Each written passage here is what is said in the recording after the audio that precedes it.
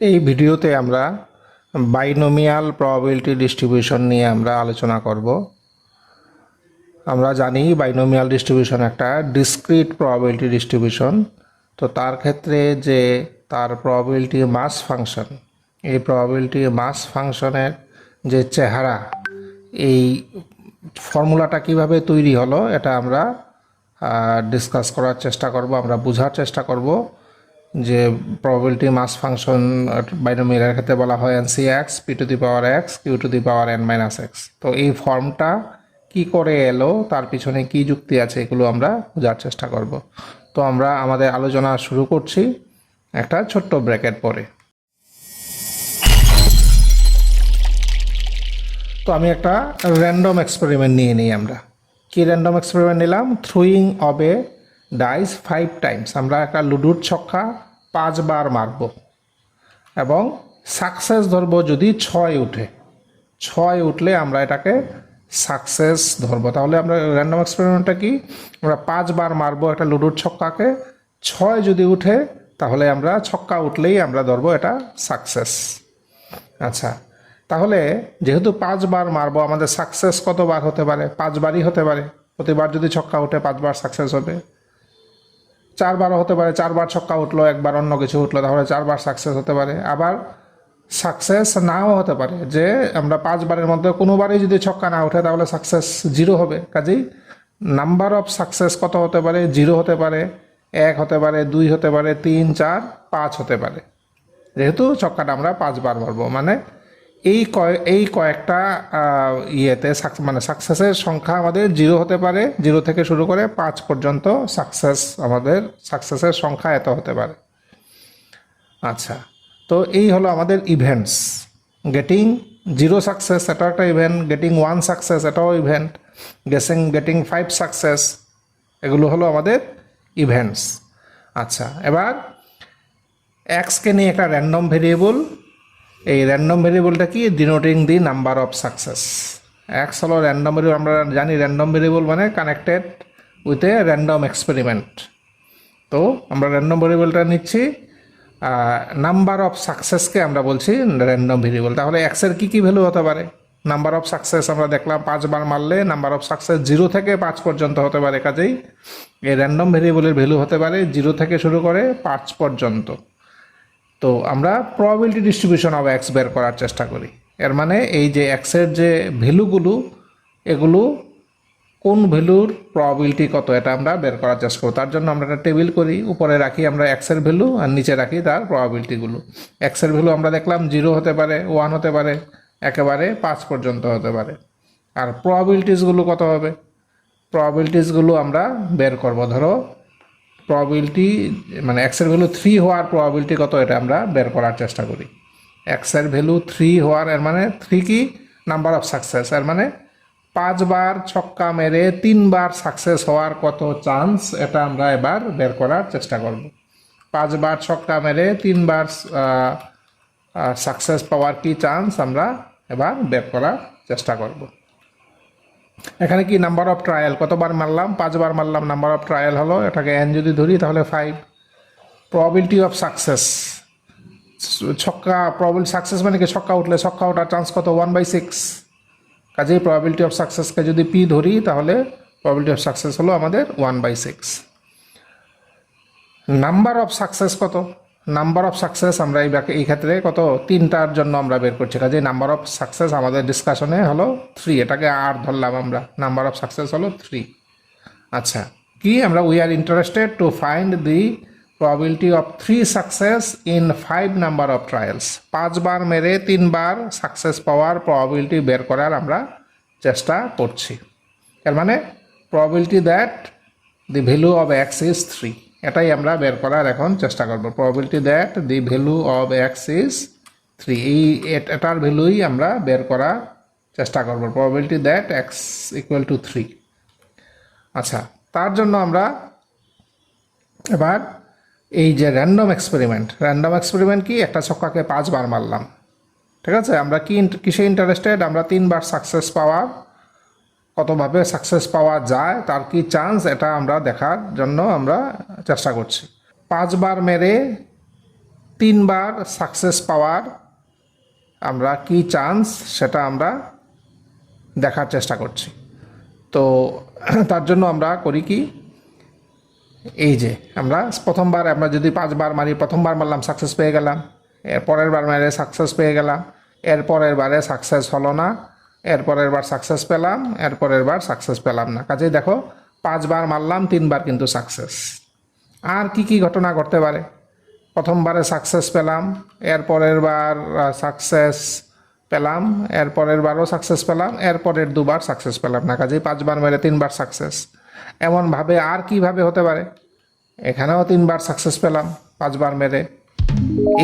এই সমস্ত রকমভাবে দেখো 5 বার মেরে আমরা কিন্তু 3 বার সাকসেস পাচ্ছি। এই বিভিন্ন উপায়ে আমরা 5 বার মারলাম, 3 বার সাকসেস হচ্ছে, 3 বার আমাদের ছক্কা উঠছে।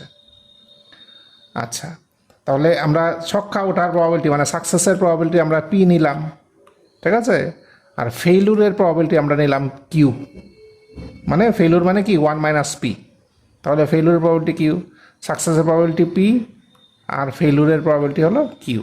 তাহলে এই ক্ষেত্রে দেখো আমাদের প্রবাবিলিটি কত হচ্ছে, টোটাল প্রবাবিলিটি শুধু এই ক্ষেত্রে P into Q into P into P into Q, প্রবাবিলিটিগুলো আমাদের মাল্টিপ্লাই হয়ে যাবে, কারণ এগুলো আছে আমাদের ইন্ডিপেন্ডেন্ট আছে।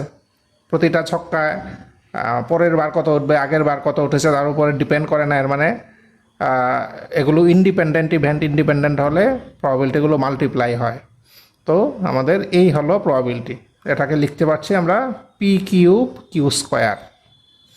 এবার আমরা অন্যগুলো দেখি, এটা তো দেখলাম, এরপরেরটাও দেখো, মানে একেবারে প্রথমটাও দেখো, প্রথম দুটো পি, এরপরে কিউ, এরপরে পি ইন্টু কিউ। কাজে এটাও কিন্তু পি কিউব কিউ স্কোয়ার। এইভাবে কিন্তু এটাও পি কিউব কিউ স্কোয়ার, এগুলোও পি কিউব কিউ স্কোয়ার, এবং বাকি সবগুলো কিন্তু পি কিউব কিউ স্কোয়ার। কাজেই প্রতিটা প্রবাবিলিটি হলো পি কিউব কিউ স্কোয়ার। এবার এখানে টোটাল আছে কয়টা, টোটাল যদি আমরা গুনি দেখবে টোটাল আছে 10টা। তাহলে 10টা পি কিউব কিউ স্কোয়ার আছে, আর মানে তাহলে টোটাল প্রবাবিলিটি কত হলো 10 P cube Q square. Total probability হলো 10 পি কিউব কিউ স্কোয়ার। এবার এই 10টা এসছে কীভাবে এটা বোঝার চেষ্টা করি। 5 বার মেরে 3 বার সাকসেস পাওয়ার যে চান্স বের করার সময় আমাদের একটা 10 এসছে। 10টা কীভাবে এলো, 10টা এলো দেখো, এই যে এখানে একটা সাকসেস রেখেছি, এখানে একটা সাকসেস রেখেছি, এখানে একটা সাকসেস রেখেছি, 3 জায়গায় সাকসেসকে বসিয়েছি। টোটাল জায়গা আছে 5টা, ঠিক আছে। মানে 5টা জায়গার মধ্যে 3টা জায়গাতে সাকসেসকে কতভাবে বসানো যায়, 5টা জায়গার মধ্যে 3টা জায়গাতে কতভাবে সাকসেস বসানো যায়, এটা আমরা বিভিন্নভাবে আমরা বিভিন্ন পারমুটেশনে কম্বিনেশন করে আমরা দেখেছি। 5 বারের মধ্যে 3 বার কীভাবে সাকসেস আমরা বসাতে পারি, এভাবেই 10টা এসছে। তাহলে দেখো number of ways in which 3 objects can be arranged in 5 places. 10টা এসছে কীভাবে, যে কতভাবে 5টা জায়গার মধ্যে 3টা সাকসেসকে বা 3টা অবজেক্টকে বসানো যায়। তো আমরা অলরেডি পারমুটেশন কম্বিনেশন চ্যাপ্টারে জানি এটার এই সংখ্যাটা কত হয়, 5টার মধ্যে 3টা হলে এটাকে বলা হয় 5C3। এবার 5C3-র ভ্যালু হলো 10। এইভাবেই কিন্তু 10টা এসছে। 10 কেন হলো এখানে, কারণটা হলো 5C3, আমাদের 5 বার ট্রায়াল 3টা সাকসেস, কাজেই 5C3 এখান থেকে এসছে। তাহলে আমরা কি পেলাম, টোটাল প্রবাবিলিটি কি পেলাম, 5C3 P cube Q square. এবার দেখো তাহলে টোটাল প্রবাবিলিটি ইজ দাস কত, probability x equal to 3, 10 P cube Q square, 10 হলো 5C3, কাজেই 5C3 P cube Q square, 5C3 P cube Q square মানে কিউ 5 মাইনাস 3। তাহলে 5 বারের মধ্যে 3 বার প্রবাবিলিটি পাওয়ার চান্সকে আমরা এভাবে লিখতে পারছি। 5 কি এখানে নাম্বার অফ ট্রায়ালস, 3 কি এখানে নাম্বার অফ সাকসেস, পি কি এখানে number of probability of success, Q কি প্রবাবিলিটি অফ ফেইলুর। তাহলে 5 বারের মধ্যে যদি 3 বারের সাকসেসকে এইভাবে লেখা হয়, তাহলে এক্সের ভ্যালু আর, মানে n বারের মধ্যে আর বার সাকসেসকে কীভাবে লেখা যেতে পারে, n বারের মধ্যে আর বার সাকসেসকে NCR P to the power R Q to the power n minus R. Just আগেরটার সাথে কম্পেয়ার করে আমরা, আগেরটা একটা পার্টিকুলার কেস 5 বারের মধ্যে 3 বার, আর এটা হলো একটা জেনারেল কেস, n বারের মধ্যে আর বার সাকসেসকে আমরা এভাবে লিখতে পারি। আর এর ভ্যালু কত হতে পারে, n হলো টোটাল নাম্বার অফ ট্রায়াল, আর আর হলো কি নাম্বার অফ সাকসেস। কাজে নাম্বার অফ সাকসেস না কোনোবারই সাকসেস না হতে পারে, মানে আর এর ভ্যালু 0 হতে পারে। আবার যতবার মারলাম প্রতিবারই সাকসেসফুল হতে পারি, সেক্ষেত্রে আর এর ভ্যালু n হতে পারে। এর মানে আর এর ভ্যালু 0 থেকে শুরু করে n পর্যন্ত যে কোনো ভ্যালু হতে পারে, 0 হতে পারে, 1 হতে পারে, 2 হতে পারে, এগুলো সব ইন্টিগ্রাল ভ্যালুসগুলো আর নিতে পারে। কাজেই প্রবাবিলিটি x ইকুয়াল টু আর হলো NCR p to the power q to p to the power q to the power n minus r। n কি? n হলো নাম্বার অফ ট্রায়াল, r হলো number of success out of n trials. আর কি কি value নিতে পারে? 0 থেকে n পর্যন্ত নিতে পারে, অলরেডি ডিসকাস করলাম আমরা। p কি? প্রবাবিলিটি অফ সাকসেস, আর কি হলো প্রবাবিলিটি অফ ফেলিউর বা 1 মাইনাস p। তো এটাই কিন্তু বাইনোমিয়াল ডিস্ট্রিবিউশনের ক্ষেত্রে প্রবাবিলিটি মাস ফাংশন।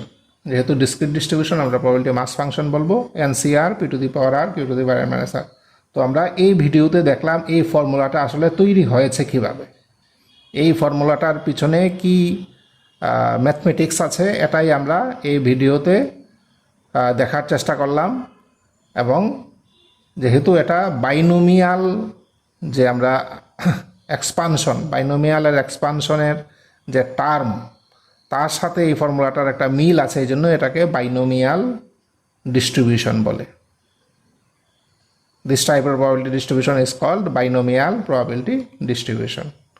তো আশা করি তোমরা এই ডিসকাশনটা বুঝতে পেরেছো। তো কাজেই এই বাইনোমিয়াল প্রবাবিলিটি ডিস্ট্রিবিউশনের যে প্রবাবিলিটি মাস ফাংশন, সেটা আমাদের মুখস্থ যেমন থাকবে, কিন্তু তার পিছনে যে লজিক আছে এটাও আমাদের কিন্তু মাথায় রাখতে হবে।